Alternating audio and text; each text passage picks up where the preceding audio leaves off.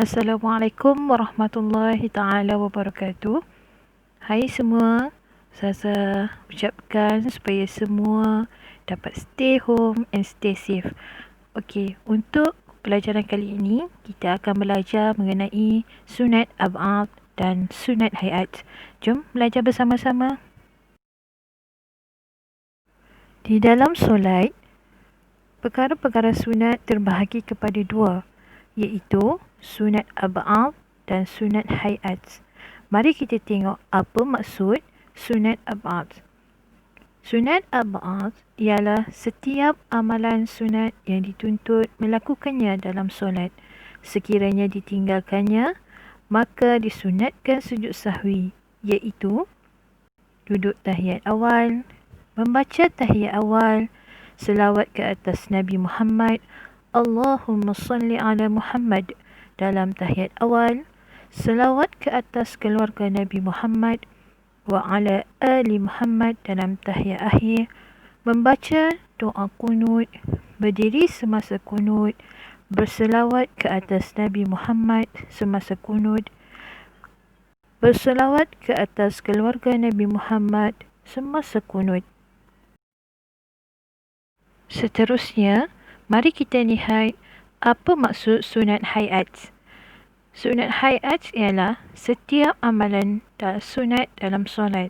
Sekiranya ditinggalkan, tidak disunatkan sujud sahwi, iaitu mengangkat kedua tangan ketika takbiratul ihram, rukuk, i'tidal dan bangun selepas tahiyat awal. Meletakkan tangan kanan di atas bahagian tangan kiri ketika berdiri.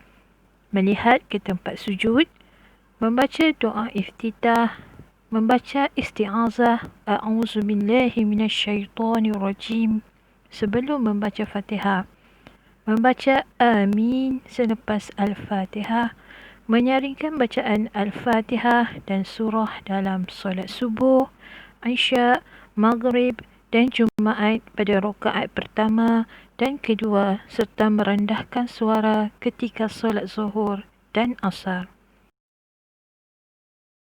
Membaca surah atau sekurang-kurangnya 3 ayat yang berturutan selepas membaca Al-Fatihah pada rakaat pertama dan kedua.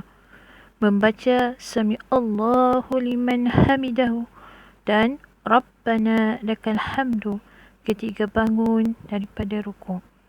Melafazkan takbiratul intiqalat Allahu Akbar mengiringi setiap pergerakan dalam solat. Membaca tasbih ketika rukuk dan sujud. Membaca bacaan antara dua sujud, Rabbighfirli warhamni wajburni warfa'ni warzuqni wahdini wa'afini wa'fu anni. Meletakkan dua tangan di atas paha ketika duduk, membaca tahiyat awal dan akhir, duduk iftirash.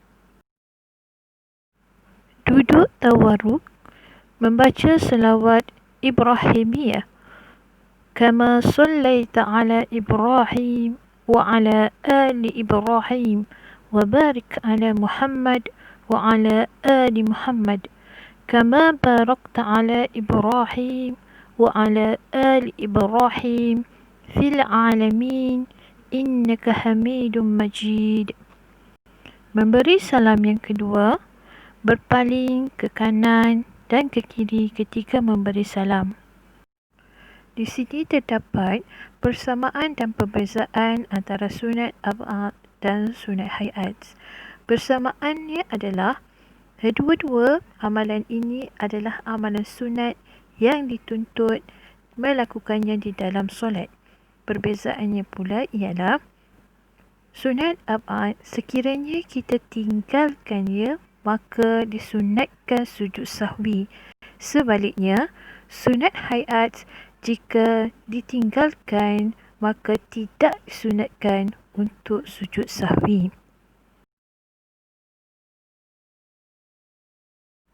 Baiklah, sekarang kita lihat pula apakah maksud sujud sahwi, bila dilakukan sujud sahwi dan apakah hukum melakukan sujud sahwi. Sujud sahwi ialah dilakukan apabila tertinggal salah satu daripada sunat ab'ad. Kita hendaklah melakukan sujud sahwi. Sujud sahwi ialah melakukan 2 kali sujud selepas membaca tahiyat akhir sebelum memberi salam. Hukum melakukannya ialah sunat. Bacaan semasa sujud sahwi ialah Subhana man la yanamu wa la yashu. Maksudnya, Maha Suci Allah yang tidak tidur dan tidak lupa.